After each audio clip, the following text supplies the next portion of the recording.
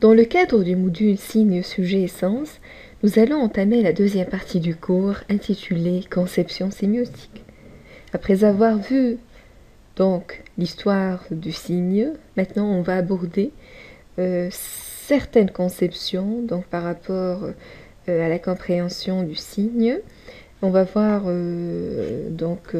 les trois auteurs, Ferdinand de Saussure, Roland Barthes et Charles Sanders Peirce. Alors en guise d'introduction, le signe n'a cessé de susciter l'intérêt des théoriciens, soit-il linguistes ou philosophes, au cours du temps.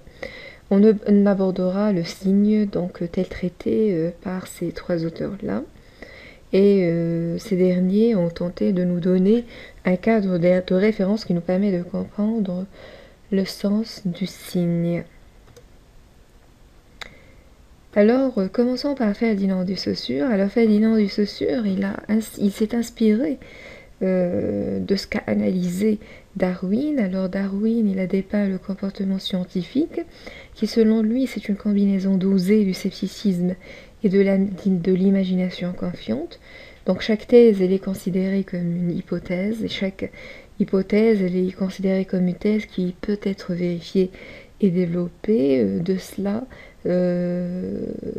Ferdinand de Saussure s'est inspiré et c'est ce qu'il a intégré, et il a tenté d'intégrer ce comportement-là, qui est le comportement scientifique en linguistique.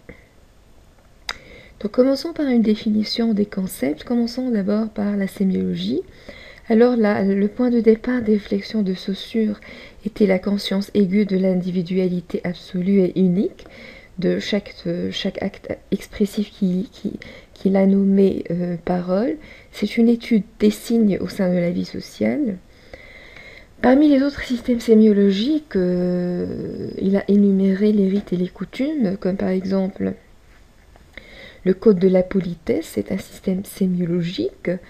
Roland Barthes, lui aussi, il a avancé que tout système sémiologique, il se mêle au langage, et donc la sémiologie est la science des grandes unités signifiantes du discours.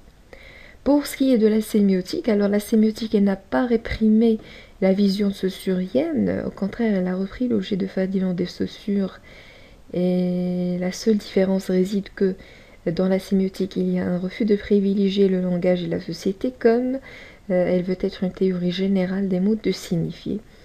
Donc, elle a été utilisée par Charles Sanders Peirce, et elle a envisagé, donc, c'est une doctrine des signes. Alors, passons maintenant aux signes.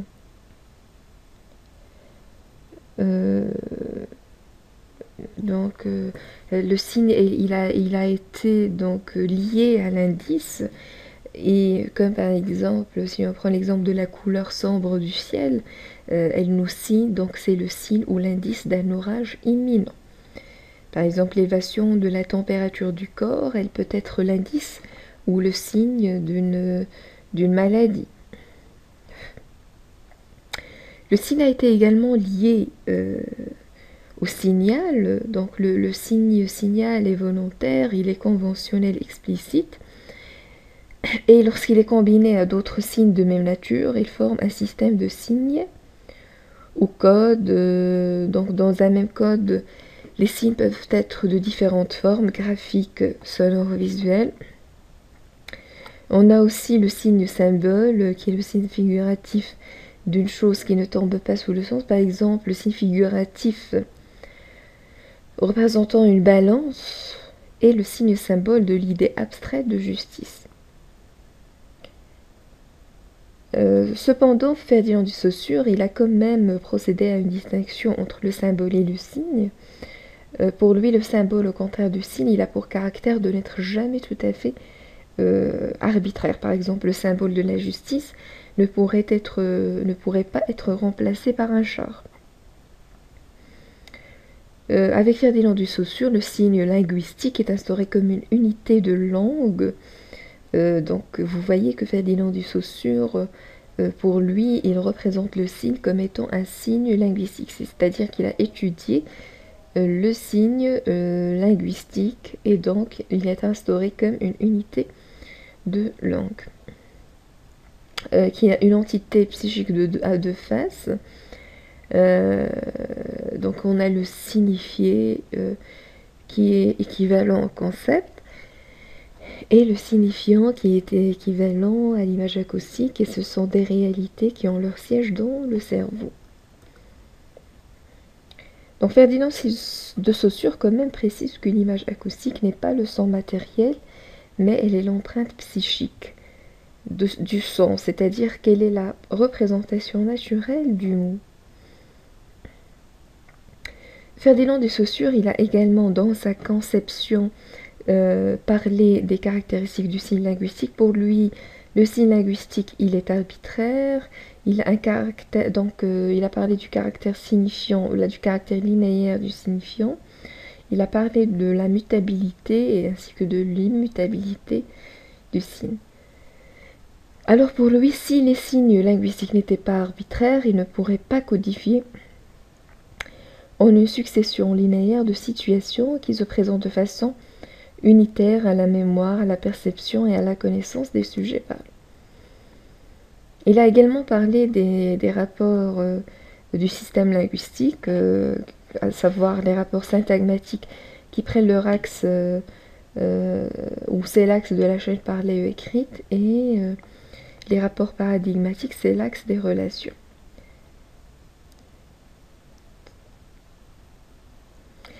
Alors prenons l'exemple suivant, donc la guerre, la phrase suivante, la guerre, je vous dis la guerre. Nous nous trouvons à chaque fois devant quelque chose de différent. Donc selon Ferdinand de Saussure, s'il est vrai que guerre varie d'un cas à un autre, il est également vrai que nous disons que guerre varie parce qu'il a dans d'autres contextes des nuances de sens différentes. Donc il y en a ceux qui vont lier le concept de guerre à des défilés glorieux, d'autres à la mort d'un proche, d'autres à la destruction. Donc ça dépend du contexte.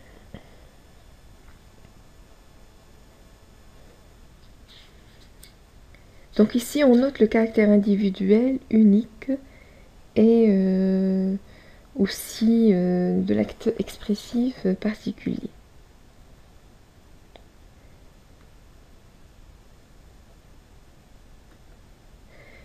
Donc passons maintenant à Roland Barthes. Alors Roland Barthes souligne l'actualité de ses recherches à une époque de développement et de l'évolution des communications de masse.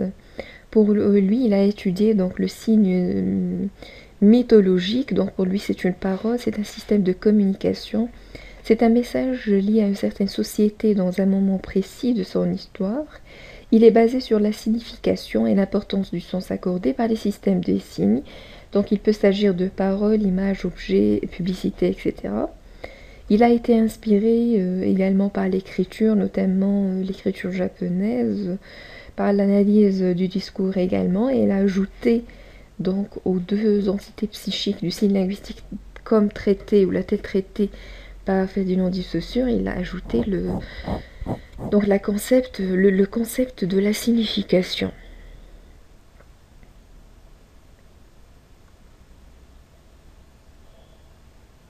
Donc on voit ici une image qui illustre donc une thématique précise, des images, donc de l'écriture. Donc tout cela a un sens et une signification chez Roland Barthes.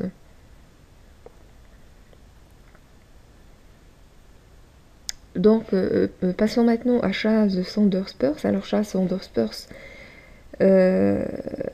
donc c'est lui qui a donné de l'apogée à la sémiotique.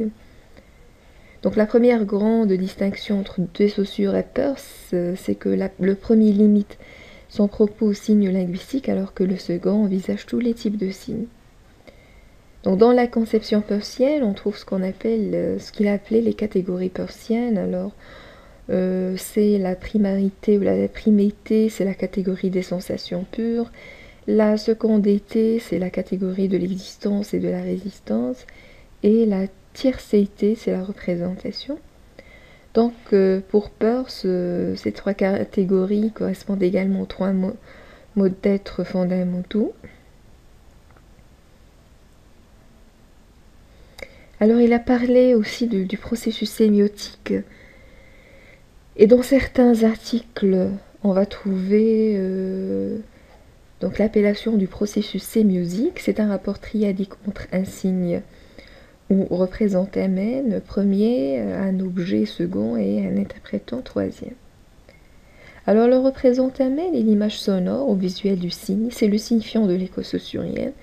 L'objet, c'est l'occasion de l'apparition de signes, et l'interprétant, c'est l'image mentale associée, c'est le signifié selon l'école saussurienne. Donc d'après ce schéma, on voit que le signe ou représentamène nous réfère vers un interprétant qui peut être immédiat, dynamique ou final, avec l'objet qui peut être lui-même immédiat ou dynamique. Donc pour l'objet immédiat, il constitue l'objet, c'est l'objet comme le signe lui-même le représente, il est dans le signe.